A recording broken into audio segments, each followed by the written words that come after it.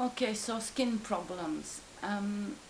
In my personal case, aside from the itchings that I told you about the other time, in I think 2005 I started having uh, like a split here, that at the beginning was just a split, like a tiny cut, as if you'd cut yourself with a sheet of paper or something. And it was kind of stingy when I ate or talked or something. And but it was not worse than that. But with it used to appear for a week or two and then disappear for 2 or 3 months and then come back.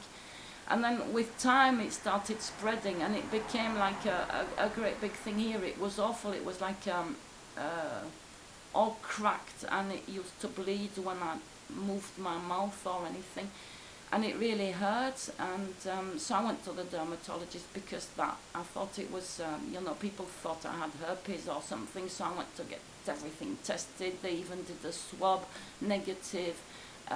We don't know what's wrong with you, sorry, we can't help, but you can always try this cream or that lotion or this or this or that. Anyway, thanks a lot for nothing. And I tried everything, even aloe vera didn't work, and that's kind of the miracle thing for everything and anything. So if that doesn't work, it's really shitty. I found out through research that skin problems are very common with fibro. Sorry about the noise, but in summer I moved to the countryside to have less noise, and I'm on the direct takeoff and landing flight path of Brussels South Airport in summer, when they have all these vacation trips and everything, so it gets a bit annoying. Anyway, so I tried everything, nothing worked. It used to stay as long as it felt like staying and kind of disappeared overnight. So I'd been there stuck with that bloody awful thing for 2-3 weeks, a month, 2 months sometimes. And then one day I woke up and there was it had just miraculously dried up, and there was just a tiny little scar left, and that took 2 or 3 days and it was gone. It was really weird. Skin problems, aside from whatever medication you're on which could cause skin problems, I know some of them do. I won't give the names because I'm not on them myself, so I'm only talking about my own personal experience. For example, little bumps in the base of your scalp, just where the hair starts. It's like mosquito bites or something, but they don't. They itch, and they hurt when you scratch them, but they just appear and disappear. I've noticed that with many fibro symptoms, they get worse or more frequent in appearing and disappearing with your level of stress and of fatigue.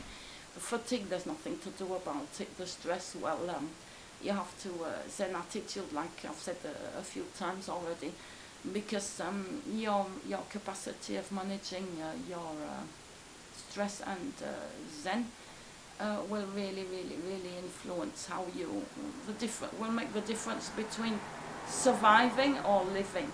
And personally, I think life is worth living, and we already have too many days where all we're doing is surviving, so if you can help it anyway. So if you have skin problems, you can have rashes, you can have things that look like eczema or psoriasis or something. You can have these spots at the base of your scalp. I know people who have what I was telling you about here in my mouth, between their toes or their fingers, and it reacts to nothing. Obviously, again, I repeat, when you have symptoms like that, get them checked first to make sure it's not something else. But if, like all the exams for when you were trying to get a diagnostic, comes back negative, well, then you'll know it's fibro. Thanks, fibro.